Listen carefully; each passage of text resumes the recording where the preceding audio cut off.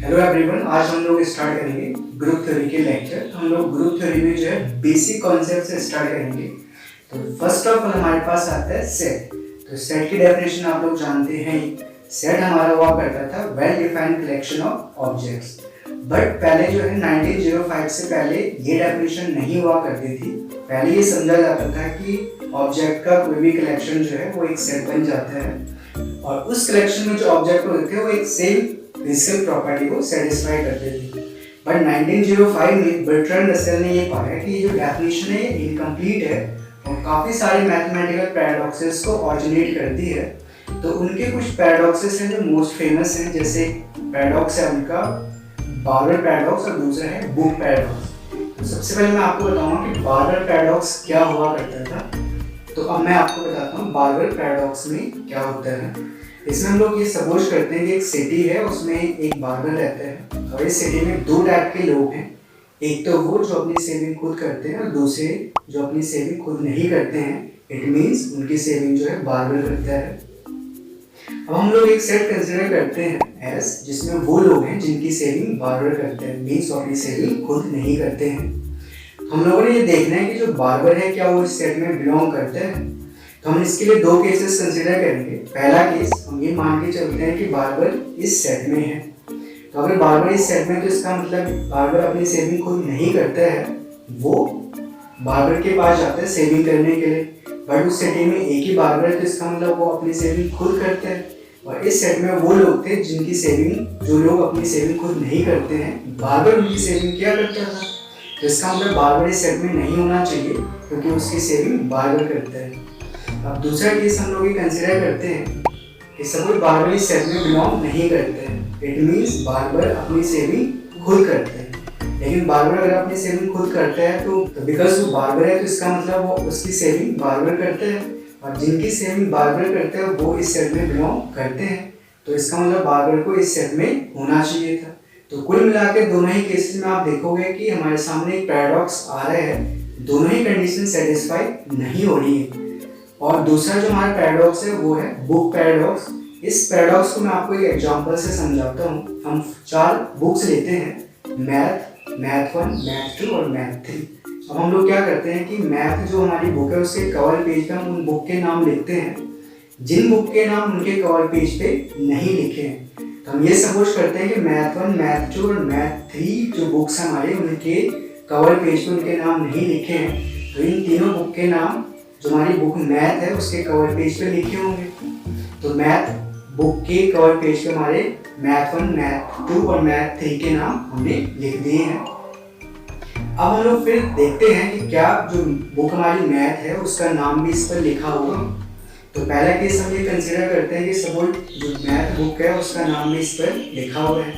But इस book पर तो हमने केवल उनके नाम लिखे थे जिनके कवर पेज पे उनके नाम नहीं है।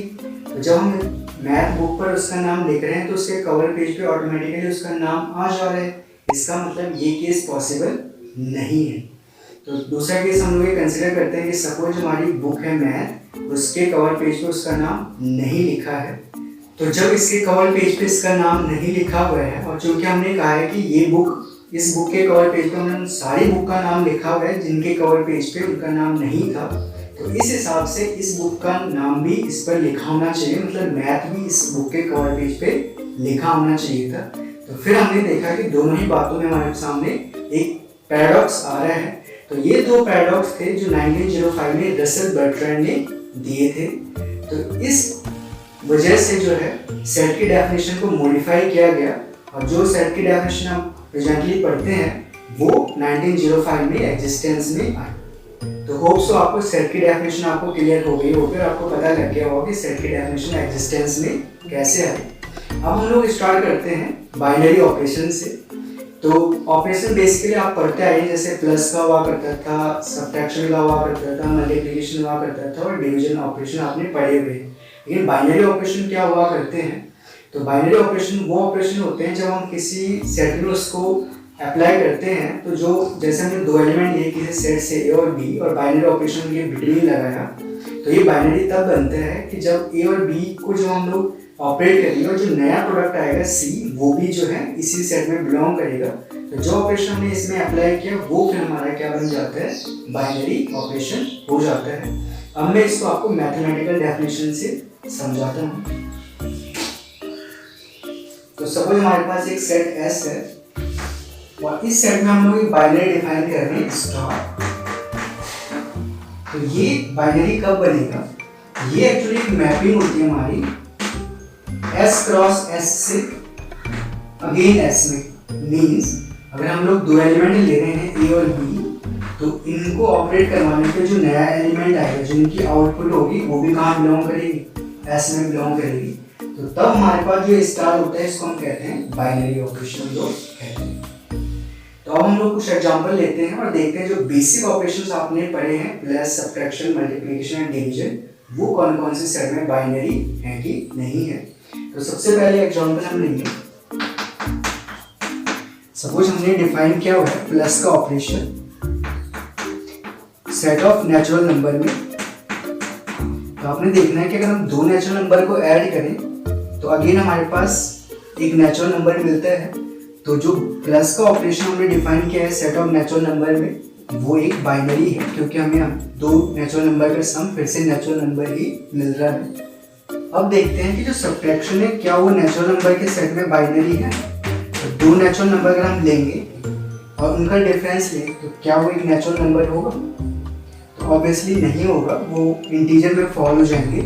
तो जो हमारा सब्ट्रैक्शन हमने ऑपरेशन डिफाइन किया है वो n क्रॉस n से सेट ऑफ इंटीजर में जा रहा है, सेट ऑफ नेचुरल नंबर में जाने के बजाय, तो ये बाइनरी नहीं है। सेकेंड एग्जाम्पल हम लोग कंसिडर करते हैं डिवीजन का सेट ऑफ नेचुरल नंबर में, और देखेंगे क्या ये बाइनरी है। तो जो डिवीजन का ऑपरेशन है नेचुरल नंबर में, अगर आप उसको अप्लाई करें तो दो नेचुरल नंबर का जो डिवीजन होगा वो set of positive rational number में फॉल हो जाएगा, Q प्लस में, तो ये भी बाइनरी नहीं है। फोर्थ एग्जांपल हम लेंगे मल्टीप्लिकेशन का। चेक करते हैं क्या multiplication set of natural number में बाइनरी है। तो अगर आप दो नेचुरल नंबर का प्रोडक्ट करें तो आप देखोगे अगेन आपको एक नेचुरल नंबर मिलेगा। इसका मतलब नेचुरल नंबर के सेट में अगर हम प्रोडक्ट का ऑपरेशन ले रहे हैं तो ये एक बाइनरी है। Product of two natural number is again a natural number, so it is a binary. So hope so जो बेसिक ऑपरेशन आपने नेचुरल नंबर में डिफाइन किए हैं उनमें आपको पता लग गया होगा कि बाइनरी ऑपरेशन हमारे कौन से हैं। प्लस और मल्टीप्लिकेशन ही दो बाइनरी ऑपरेशन है। सब्ट्रैक्शन और डिवीजन हमारे पास नेचुरल नंबर के सेट में बाइनरी ऑपरेशन नहीं है। ओके, नेक्स्ट हम लोग डिस्कशन करेंगे सेमी ग्रुप के बारे में। तो सेमी ग्रुप एक्चुअली एक सेट है, अगर हम उसमें एक बाइनरी ऑपरेशन को डिफाइन कर दें और वो बाइनरी ऑपरेशन जो है पर्टिकुलरली दो कंडीशन को सेटिस्फाई करे, तो जो ये अलजेब्राइक स्ट्रक्चर होगा ये सेमी ग्रुप बन जाता है। अब वो कंडीशंस क्या है वो मैं आपको बताता हूँ। जैसे हमारे पास वो ये सेट S है और इसमें हमने एक बाइनरी स्टार को डिफाइन किया हुआ है, तो ये एक अलजेब्राइक स्ट्रक्चर बन गया। अब ये दो कंडीशन को सेटिस्फाई करे अगर, जैसे पहला है क्लोजर प्रॉपर्टी।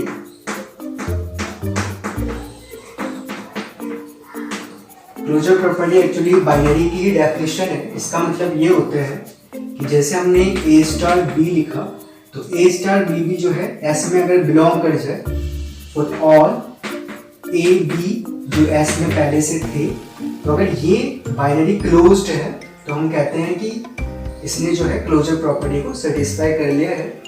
सेकंड हम लोग ये कहते हैं, जो दूसरी प्रॉपर्टी हमारी आती है वो है एसोसिएटिविटी।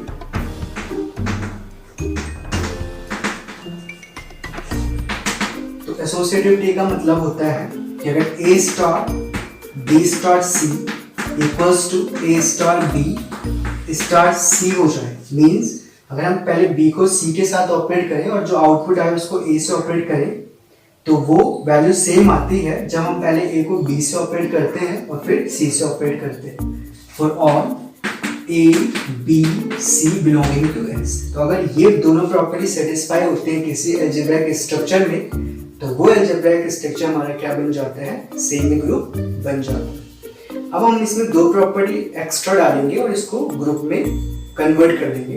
तो इसके बाद हम लोग डिस्कस करेंगे ग्रुप।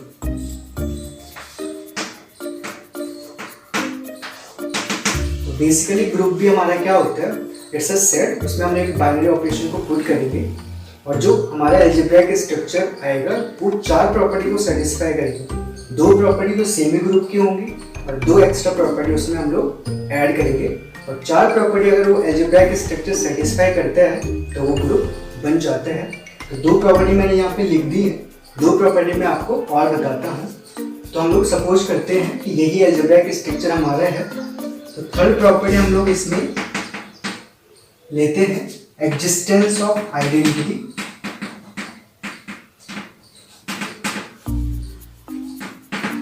तो आइडेंटिटी का मतलब है कि अगर इस सेट में एक ऐसा एलिमेंट बिलोंग कर रहा है सच दैट अगर हम इसको बाकी एलिमेंट के साथ ऑपरेट करवा रहे हैं तो जो आउटपुट आ रही है वो सारे के सारे वही एलिमेंट आ रहे हैं जिनके साथ इस एलिमेंट को ऑपरेट करवा रहे हैं।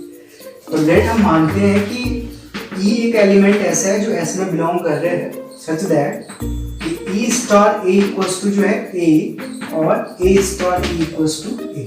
मतलब हम क्या कर रहे हैं, E को जब भी किसी दूसरे एलिमेंट के साथ ऑपरेट करवा रहे हैं तो आउटपुट वही एलिमेंट फिर से आ रहे हैं। हम कहते हैं कि ये जो E है ये आइडेंटिटी है इस बाइनरी के लिए। तो जैसे जैसे बाइनरी चेंज होती है वैसे आइडेंटिटी भी हमारी चेंज होती जाती है। किसी भी पर्टिकुलर बाइनरी के लिए पर्टिकुलर आइडेंटिटी किसी सेट में होती है। अब हम लोग चौथी प्रॉपर्टी डिस्कस करेंगे। तो फोर्थ प्रॉपर्टी इसमें आती है एग्जिस्टेंस ऑफ इनवर्स।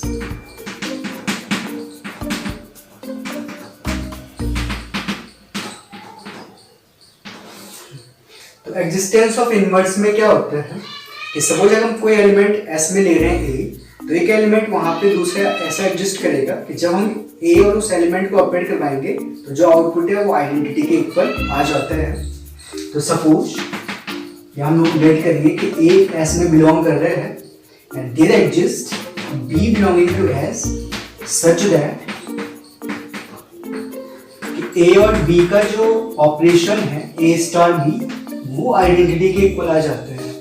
तो हम कहते हैं दिस इंप्लाइज A का जो इनवर्स है A इनवर्स लिखते हैं इसको, वो क्या है B है।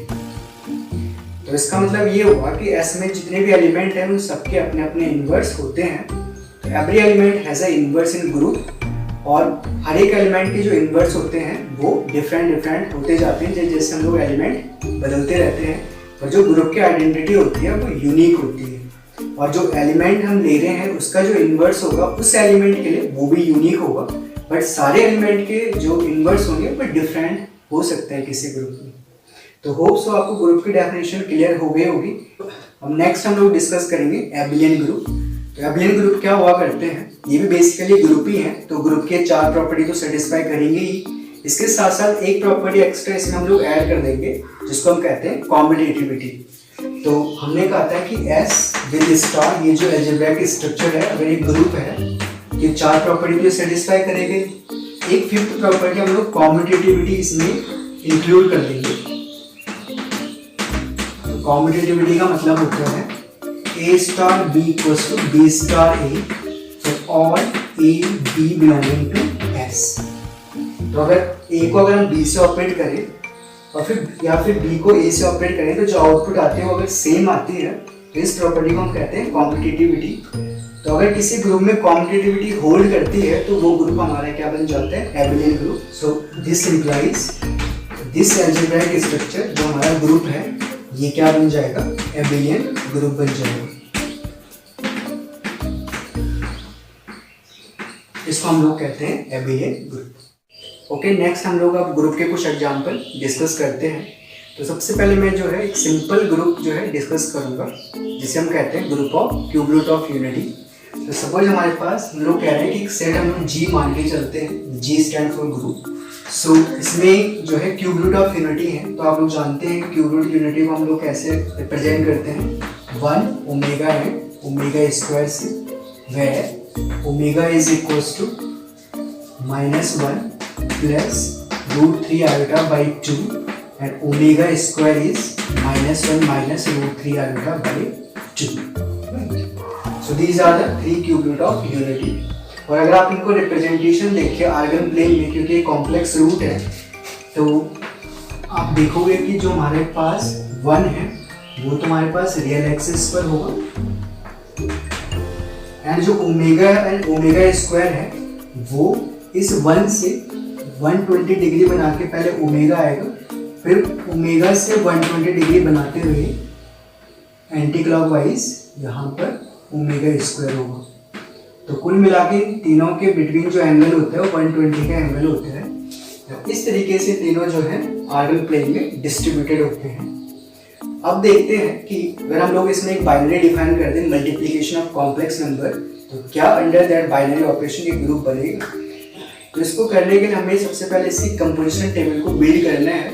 तो कंपोजिशन टेबल हम लोग कैसे बनाते हैं, हम लोग क्या करेंगे, सबसे पहले जी के एलिमेंट को यहाँ पे पुट कर देंगे हॉरिजॉन्टली, और फिर इन्हीं एलिमेंट्स को वर्टिकली भी यहाँ पर पुट कर देंगे। और यहाँ पे हमने मल्टीप्लिकेशन जो ऑपरेशन डिफाइन किया था उसको, उसका सिंबल यहाँ पे पुट कर देंगे। अब फर्स्ट रो में हम लोग 1 की मल्टीप्लाई इस जी के तीनों एलिमेंट के साथ करेंगे। तो यहाँ पे आएगा 1 into 1 1, 1 into omega omega, 1 into omega square is omega square. फिर ओमेगा की मल्टीप्लाई करेंगे तीनों एलिमेंट से, तो omega into 1 that is omega, omega into omega omega square, omega into omega square that is omega cube. और omega cube की value होती है 1 again, because omega was the cube root of unity. Now omega square की multiply कीजिए इनमें, तो यहाँ पे आएगा ओमेगा स्क्वायर, यहाँ पे आ जाएगा ओमेगा क्यूब विच इज 1, और यहाँ पे ओमेगा की पावर 4। अब ओमेगा क्यूब अगर 1 है तो यहाँ पे फिर ओमेगा रह जाएगा। अब हमें क्या करना है, देखना है कि चारों की चारों प्रॉपर्टी सेटिस्फाई हो रही कि नहीं हो रही है। तो सबसे पहले आता है हमारे पास क्लोजर प्रॉपर्टी।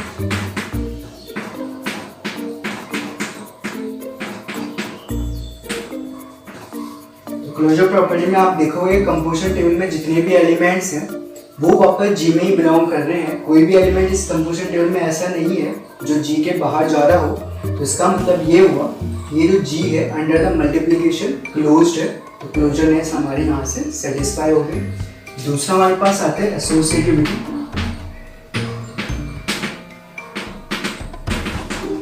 तो एसोसिएटिविटी में क्या होगा, क्योंकि ये कॉम्प्लेक्स नंबर है सारे के सारे, तो कॉम्प्लेक्स नंबर का जो मल्टीप्लिकेशन होता है वो एसोसिएटिव होता है। दैट्स व्हाई हम यहाँ पे कहेंगे कि जो जी सेट है वो एसोसिएटिव है under the operation of complex multiplication. तीसरा हमारे पास आता है एग्जिस्टेंस ऑफ आइडेंटिटी। तो आप देखोगे कि जो फर्स्ट रो इस कंपोजिशन टेबल की है वो जी के एनालॉगस है, जी के ही जैसी है। जैसे आप देखो 1 ओमेगा ओमेगा स्क्वायर, और यहाँ पे 1 ओमेगा ओमेगा स्क्वायर आ गया।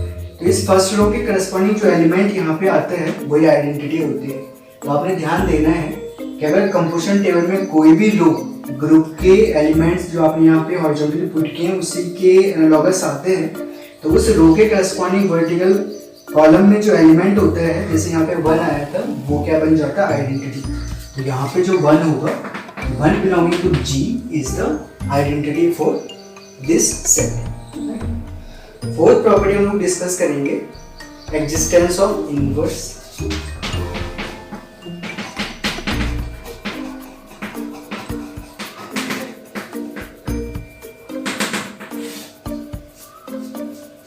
तो एग्जिस्टेंस ऑफ इनवर्स को आपने कैसे डिफाइन करना है, आप देखोगे क्योंकि 1 आइडेंटिटी था, अगर 1 जो है कंपोजिशन टेबल के हर एक रो में प्रेजेंट हो और वो भी एग्जैक्टली एक बार, तो हम कहते हैं कि हर एक एलिमेंट का इनवर्स वहाँ पे उस सेट में मौजूद है। जैसे आप देखोगे फर्स्ट रो में 1 यहाँ पर और एक ही बार है, दूसरी रो में आप जाइए 1 है यहाँ पर, एक ही बार है, तीसरी रो में अगर आप देखोगे 1 यहाँ पर है, एक ही बार है। तो इसका मतलब तीनों एलिमेंट के जो है इनवर्स यहाँ पर है और वो जो है यूनिक है। इट मीन्स इस सेट में हर एक एलिमेंट का इनवर्स जो है एग्जिस्ट कर रहे हैं।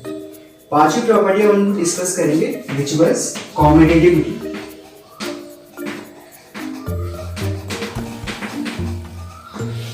तो कंपोजिशन टेबल में कॉम्यूटेटिविटी कैसे देखनी है आप लोगों ने, इस कंपोजिशन टेबल का आप सबसे पहले जो है प्रिंसिपल डायगोनल ड्रॉ कीजिए। तो आप देखोगे प्रिंसिपल डायगोनल इस तरीके से आप ड्रॉ करेंगे इसका, और इस डायगोनल के दोनों तरफ अगर आप देखें तो जो एलिमेंट्स आ रहे हैं वो सिमेट्रिक फॉर्म में है। जैसे आप देखोगे यहाँ पे ओमेगा, यहाँ पे भी ओमेगा, यहाँ ओमेगा स्क्वायर, यहाँ पे भी omega square, here is 1, here is also 1। तो इस प्रिंसिपल डायगोनल के दोनों तरफ जो है कंपोजिशन टेबल सिमेट्रिक है। इसका मतलब जो ये सेट हमारा है under this operation multiplication of complex number symmetric होने की वजह से क्या है, ये एबिलियन भी होगा। तो आपने ऐसे लिखना है, जो स्टूडेंट बीएससी कर रहे हैं और जिनको एग्जामिनेशन में आंसर लिखने होते हैं, तो सिंपली आप लैंग्वेज बना सकते हैं कि कंपोजिशन टेबल जो है प्रिंसिपल डायगोनल के अबाउट सिमेट्रिक है, तो ये जो सेट है ये क्या है, कॉम्यूटेटिव भी है अंडर दिस बाइनरी। तो पांचों प्रॉपर्टी ये सेट सेटिस्फाई कर रहा है, इसका मतलब ये क्या है, एबिलियन ग्रुप है। तो नेक्स्ट हम लोग डिस्कस करेंगे कॉन्ग्रुएंट मॉड्यूलो। तो कॉन्ग्रुएंट मॉड्यूलो जो है अधिकतर हमारे पास सेट ऑफ इंटीजर में डिफाइन किया जाता है। तो होता क्या, एक्चुअली हम इसको ऐसा कहते हैं, जैसे हम लोग लिख रहे हैं A is congruent to B modulo है, इस तरीके से पहले तो हमें इसे रिटर्न करना होता है, A is congruent to B modulo है, रीड में हमने ऐसे करना है। इसका मतलब ये हुआ करता है कि अगर हम लोग A को डिवाइड कर रहे हैं M से, तो B हमारे पास रिमाइंडर बचता है, या हम लोग ऐसा भी कह सकते हैं A minus B is divisible by M। Means अगर हम A में से B को सब्ट्रैक्ट करें तो जो नंबर आएगा वो M से डिविजिबल होगा। या हम लोग ऐसा भी कह सकते हैं कि whenever we divide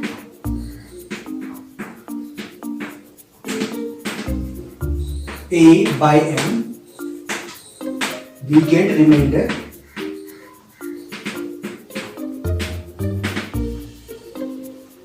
equals to B, right?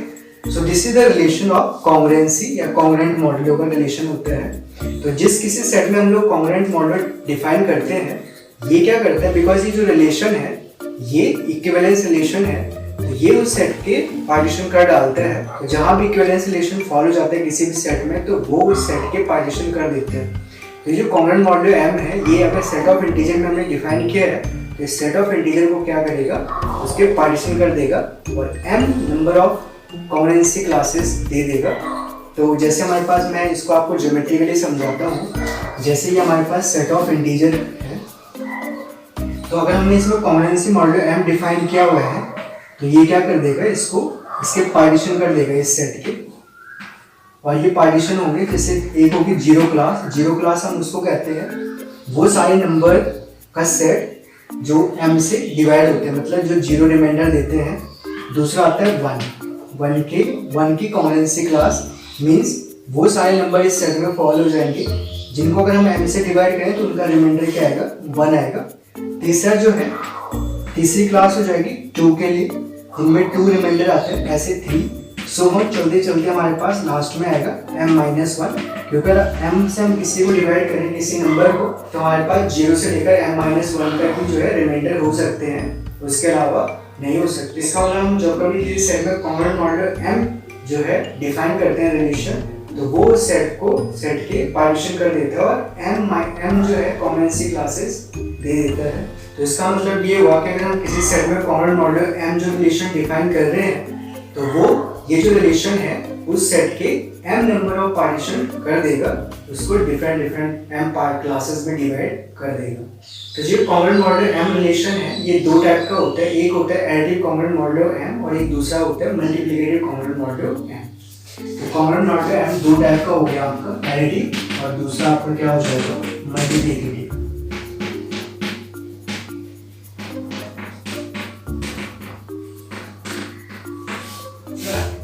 कुल मिलाकर हम ये कह सकते हैं कि अगर हमने कॉन्ग्रुएंट मॉड्यूलो डिफाइन किया है किसी सेट में, तो हम लोग 2 बाइनरी बना सकते हैं इसकी, एक तो एडिटिव बाइनरी और दूसरी मल्टीप्लिकेटिव बाइनरी हम लोग बना सकते हैं।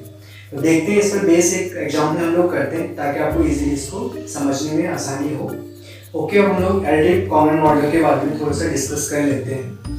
तो जैसे हमारे पास कोई सेट है S और हमने इसमें कॉन्ग्रुएंट मॉड्यूलो डिफाइन किया हुआ है एडिटिव मॉड्यूलो M, तो ये किसके इक्वल हो जाएगा, इसमें जो है इक्विवेलेंस क्लासेस आ जाएंगे हमारी, कौन सी, एक तो 0, दूसरा 1, 2 और कहाँ तक M-1।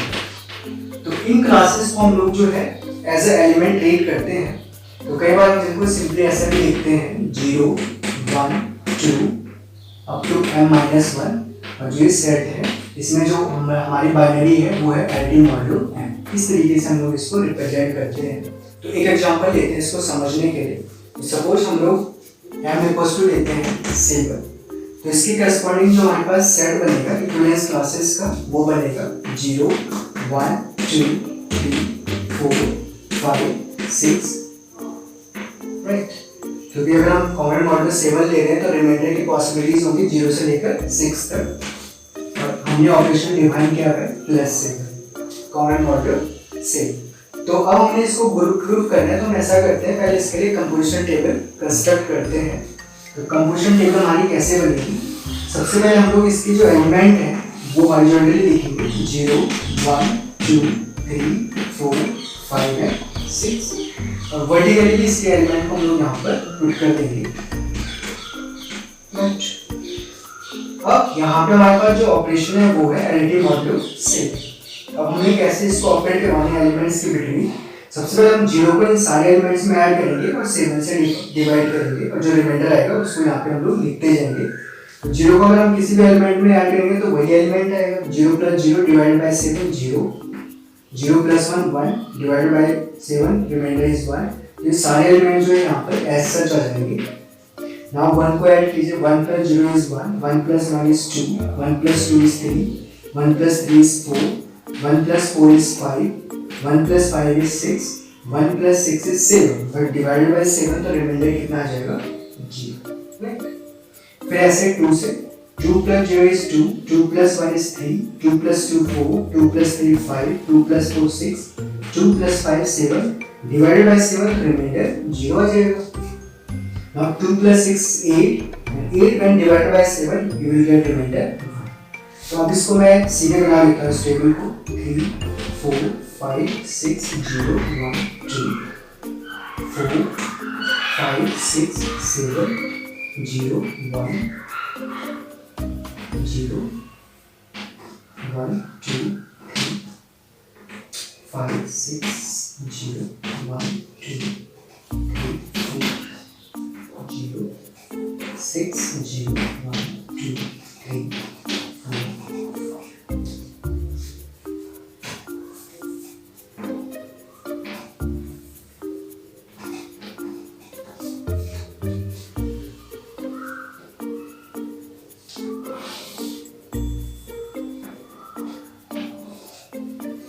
तो चलिए मैंने पूरी कंपोजिशन टेबल बना दी है। अब हम देखते हैं कि क्या ये ग्रुप की चारों प्रॉपर्टी सेटिस्फाई कर रहे हैं। तो फर्स्ट ऑफ ऑल क्लोजरनेस आप देखोगे तो कंपोजिशन टेबल का कोई भी एलिमेंट जो है इस ग्रुप से बाहर नहीं जा रहे हैं। तो ये जो है, ये जो सेट हमने डिफाइन किया है, ये क्लोजरनेस को सेटिस्फाई कर रहा है। तो पहले हम लिखेंगे क्लोजरनेस। तो इसमें जो आप लैंग्वेज बनाएंगे वो इसी तरीके से लिखेंगे कि because every entry in the composition table belong to the set S, that's why this operation additive modulo 7 is closed in this set S। दूसरे एसोसिएटिव आप कैसे डिफाइन करेंगे,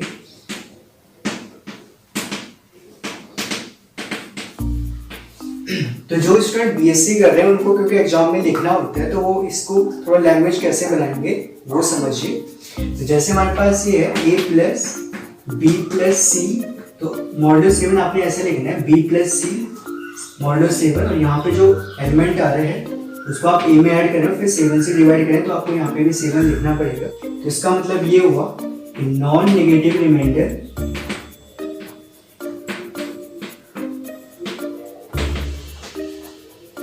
when a + b + c is divided by 7। तो आप इसको rewrite कीजिए, आप इसको इस तरीके से लिखिए, non negative remainder when a को पहले b के साथ ऐड कर लीजिए फिर c को बाद में ऐड कीजिए इज डिवाइडेड बाय 7। कुल मिला के ये आ जाएगा a + b modulo 7 + c modulo 7। तो आप देखेंगे इस तरीके से आपने एसोसिएटिव प्रॉपर्टी को इसमें जो है लिखना है, right. Now third property check करते हैं which was existence of identity. तो आप देखोगे जो कंपोजिशन टेबल की फर्स्ट रो है वो सिमिलर आ रही है सेट की 0 1 2 3 4 5 6, और ये एनालॉगस है 0 1 2 3 4 5 6 जो सेट हमारा था। इसका मतलब इसके करस्पॉन्डिंग जो यहाँ पे एलिमेंट है 0 वो हमारा क्या हो जाएगा, आइडेंटिटी का काम करेगा इस सेट के लिए।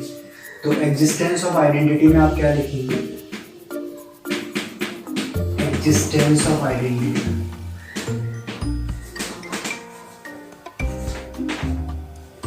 ये आप लिख देंगे 0 belonging to S is identity.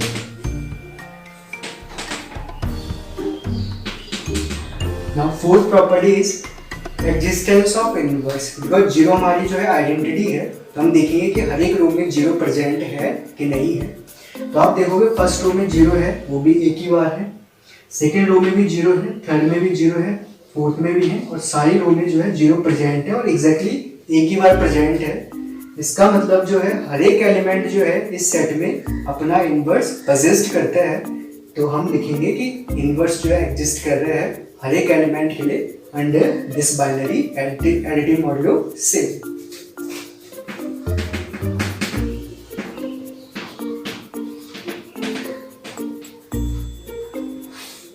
तो एग्जिस्टेंस ऑफ इनवर्स, तो इस तरीके से जो है हर एक एलिमेंट का इनवर्स भी यहाँ पे एग्जिस्ट कर रहा है। अब अगर आपको कॉम्पिटिटिविटी चेक करनी है तो फिर से आप पहले इसका प्रिंसिपल डायगोनल ड्रॉ कीजिए। तो आप देखोगे ये इसका प्रिंसिपल डायगोनल है और देखते हैं क्या ये प्रिंसिपल डायगोनल के अबाउट ये टेबल सिमेट्रिक है। तो आप देखोगे 1 1 2 2 3 3 3 3 4 4 4 4। तो कुल मिला के जो है प्रिंसिपल डायगोनल के अबाउट ये टेबल जो है सिमेट्रिक है। तो कॉम्पिटिटिविटी को भी ये सेट जो है फॉलो कर रहा है under this binary.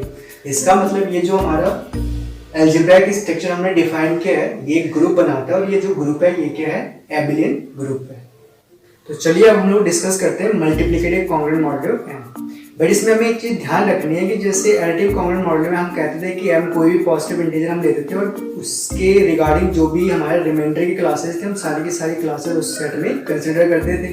But multiplicative congruent modulo में हमें ध्यान देना होगा कि अगर हमारे पास M कोई पॉजिटिव इंटीजर है तो हम वही इक्विवेलेंस क्लासेस केवल सेट में कंसिडर करेंगे जो M के को प्राइम हो, मतलब जिनके साथ M का GCD 1 के इक्वल हो जाए। इसको मैं एक एग्जांपल से समझाता हूँ आपको। जैसे हमारे पास M की वैल्यू अगर जैसे कोई प्राइम नंबर है 5, तो जो हमारा सेट बनेगा S उसके जो एलिमेंट होंगे या जो उसकी इक्विवेलेंस क्लासेस होंगी वो आएंगी 1 2 3 4। लेकिन अगर हमारे पास M की वैल्यू हम लोग कंसिडर कर रहे हैं जैसे आपने कहा 8, तो S में जो एलिमेंट आएंगे वो आएंगे जो 8 के को प्राइम है, उन्हीं के करस्पॉन्डिंग उन्हीं नंबर के करस्पॉन्डिंग क्लासेस हम लोग यहाँ S में कंसिडर करेंगे। तो 8 के को प्राइम 1 आ गया, 3 आ गया, 5 आ गया और 7 आ गया। तो यही क्लासेस कंसिडर करेंगे हम लोग कॉन्ग्रुएंट मॉड्यूलो या मल्टीप्लिकेटिव कॉन्ग्रुएंट मॉड्यूलो 8 के लिए। तो ये चीज आपने बिल्कुल ध्यान रखनी है। जैसे जो हम लोग एडिटिव मॉड्यूलो में कंसिडर करते थे कि अगर हमारा कोई पॉजिटिव इंटीजर है, हम क्लासेस सारे के सारे जो रिमाइंडर M के लिए आते हैं उनके करस्पॉन्डिंग सारी इक्विवेलेंस क्लासेस हम लोग कंसिडर करते थे उस सेट में। बट मल्टीप्लिकेटिव कॉन्ग्रुएंट मॉड्यूलो में हमें ये विशेष ध्यान देना है कि इक्विवेलेंस क्लासेस केवल वही कंसिडर करेंगे जो M के को प्राइम हो, जिनका M के साथ GCD 1 जाता हो। तो चलिए अब हम लोग एक एग्जाम्पल कंसिडर करते हैं मल्टीप्लिकेटिव मॉड्यूलो ग्रुप के लिए। तो यहाँ पे मैं बाय डिफॉल्ट M की वैल्यू जो है फिर से 7 लेता हूँ। तो जो सेट हमारा बनेगा क्योंकि 7 प्राइम नंबर है तो इसके को प्राइम नंबर होंगे 1 2 3 4 5 एंड 6। तो अब हमने इसके लिए कंपोजिशन टेबल बनानी है, फिर से हम लोग रिपीट करेंगे। तो S में जो एलिमेंट है उनको हम हॉरिजॉन्टली यहाँ पे पुट करेंगे और इन्हीं एलिमेंट्स को वर्टिकली भी हम यहाँ पर पुट करते जाएंगे। और यहाँ पे हमारा जो बाइनरी है मल्टीप्लिकेटिव कॉन्ग्रुएंट मॉड्यूलो 7 वो हम लोग यहाँ पे पुट करेंगे। तो अब हम लोग इस टेबल को कंस्ट्रक्ट कैसे करेंगे, सबसे पहले हम लोग 1 की मल्टीप्लाई इन सारे एलिमेंट के साथ करेंगे और जो आउटपुट आएगा उसको हम लोग 7 से डिवाइड करेंगे और रिमाइंडर को यहाँ पे लिखते जाएंगे। सो 1 into 1 1, 1 into 2 is 2, 1 into 3 is 3, 1 into 4 is 4, 1 into 5 is 5, 1 into 6 is 6। Now 2 into 1 is 2, 2 2 जा 4, 2 3 is 6, 2 4 जा 8। तो यहाँ पे 8 नहीं आएगा क्योंकि हमें 7 से डिवाइड भी करना है। अगर आप 8 को 7 से डिवाइड करेंगे तो 1 इज द रिमाइंडर, तो आपको यहाँ पे 1 को पुट करना है, राइट। नाउ 2 5 जा 10 डिवाइडेड बाय 7 रिमाइंडर इज 3, 2 6 जा 12 डिवाइडेड बाय 7 रिमाइंडर इज 5। तो इस तरीके से हम लोग इस टेबल को कंस्ट्रक्ट करते जाएंगे। 3 1 जा 3, 3 2 जा 6, 3 3 जा 9 2, 3 4 जा 12 5, 3 5 जा 15 1, 3 6 जा 18 3।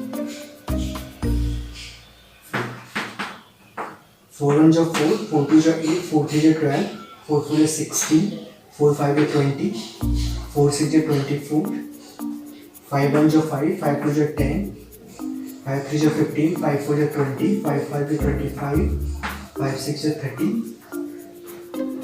6 1 जो 6, 6 2 जो 12, 6 3 जो 18, 6 4 जो 24, 6 5 जो 30, 6 6 जो 36। तो चलिए मैंने पूरी टेबल बना दी है। अब हम लोग एक एक करके सारी प्रॉपर्टी जो है ग्रुप की इसमें चेक करेंगे। तो सबसे पहले क्लोजरनेस आपने देख ली है। तो आप देखोगे कि each and every entry of the composition table belongs to the set S. तो इसका मतलब क्लोजरनेस जो है ये बाइनरी जो है सेटिस्फाई कर रहे हैं। सेकंड आप देखोगे एसोसिएटिविटी। तो एसोसिएटिविटी आपने कैसे लिखनी है, खासकर जो स्टूडेंट बीएससी में पढ़ते हैं तो उनको लिखना होता है। और सबसे ज़्यादा दिक्कत जो है अलजेब्रा वाले पार्ट में जब हम लोग आंसर लिख रहे होते हैं तो उसकी जो लैंग्वेज है इसको बनाने में आती है। तो एसोसिएटिविटी मैं यहाँ पे लिख रहा हूँ कि आप लोग कैसे इसको लिखेंगे।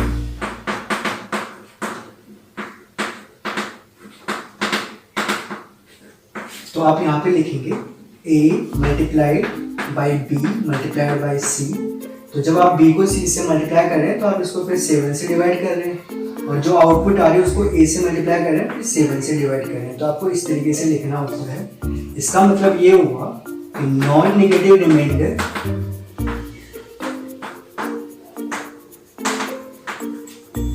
when a into b into c is divided by से, या हम लोग ऐसा करते हैं, इसको लिखते हैं non negative remainder when a into b bracket change कर देंगे into c is divided by से। तो आप देखोगे किसके इक्वल आ जाएगा, a into b common modulo 7 into c common modulo 7। इस तरीके से जो है आप लोग एसोसिएटिव प्रॉपर्टी को लिखते हैं। थर्ड आप देखोगे एग्जिस्टेंस ऑफ आइडेंटिटी। तो आइडेंटिटी के लिए आपने देखना है कि कौन सी रो जो है सेट के एनालॉगस हो जाती है। तो आप देखोगे जो फर्स्ट रो है इस कंपोजिशन टेबल की वो सेट के ही एनालॉगस है। इसका मतलब इसके करस्पॉन्डिंग जो एलिमेंट है 1 वो किसका काम कर रहे हैं, आइडेंटिटी का काम कर रहे हैं इस सेट के लिए under this binary multiplicative modulo 7। Now next property हम लोग चेक करेंगे इनवर्स। तो आप देखोगे क्योंकि 1 हमारी आइडेंटिटी थी तो हर एक रो में आप देखिए 1 जो है प्रेजेंट है और वो भी एक ही बार। इसका मतलब क्या हुआ कि इस सेट में हर एक एलिमेंट के लिए जो है इनवर्स मौजूद है। तो इनवर्स भी एग्जिस्ट कर रहा है for every element in this set. अब जो है लास्ट प्रॉपर्टी फिफ्थ प्रॉपर्टी भी आप चेक कर सकते हैं क्या कॉम्पिटिटिविटी इसमें होल्ड करती है। तो कॉम्पिटिटिविटी के लिए आपने क्या करना है, प्रिंसिपल डायगोनल पहले ड्रॉ करना है। तो इस तरीके से आप प्रिंसिपल डायगोनल ड्रॉ कीजिए। तो आप देखोगे जो ये कंपोजिशन टेबल है प्रिंसिपल डायगोनल के सिमेट्रिक आ रही है। इसका मतलब ये हुआ कि ये जो सेट है अंडर दिस बाइनरी कॉम्पिटिटिविटी को भी जो है सेटिस्फाई कर रहे हैं। फिर 5 प्रॉपर्टी सेटिस्फाई करे, इसका मतलब ये जो है ग्रुप है और ये कैसा ग्रुप है, एबिलियंट ग्रुप है। बस आपने एक चीज ध्यान देनी है, मैं फिर से रिपीट कर रहा हूँ कि जो मल्टीप्लिकेटिव मॉडुलो ग्रुप होंगे उसमें विशेषकर जो इंटीजर हम लेंगे मल्टीप्लिकेशन मॉडुलो के लिए तो उस सेट में वही कॉन्ग्रुएंसी क्लासेस या वही एलिमेंट आएंगे जो m के क्या होंगे, को प्राइम होंगे। तभी जाके वो क्या बनेगा, ग्रुप बनेगा, अदरवाइज वो ग्रुप नहीं बनेगा। तो अधिकतर अगर आपके पास किसी बुक में आपको दिक्कत, आपने देखा होगा कई बार आपके पास लिखा होता है जैसे z और यहाँ पे सिंपली 30 लिखा हुआ है। तो इसका मतलब आपको समझ जाना है कि ये कौन सा ग्रुप है, एडिटिव ग्रुप है, अगर स्पेशली मेंशन ना किया गया हो। लेकिन जैसे अगर आपके पास Z7 अगर कहीं पे लिखा है तो इसका मतलब ये हुआ कि सेट ऑफ इंटीजर में ये मल्टीप्लिकेटिव ग्रुप भी हो सकता है और एडिटिव ग्रुप भी हो सकता है, 2 पॉसिबिलिटीज है। लेकिन जब कभी 30 लिखा होगा तो वो हमेशा एडिटिव ग्रुप ही होगा जब तक कि क्वेश्चन में स्पेशली मेंशन ना हो कि मल्टीप्लिकेटिव ग्रुप मल्टीप्लिकेटिव मॉडुलो 30 वाला ग्रुप है। तो होप आपको ये लेक्चर समझ आ गया होगा। अब हम लोग नेक्स्ट लेक्चर में कुछ थ्योरम्स जो है प्रूफ करेंगे। Thank you very much.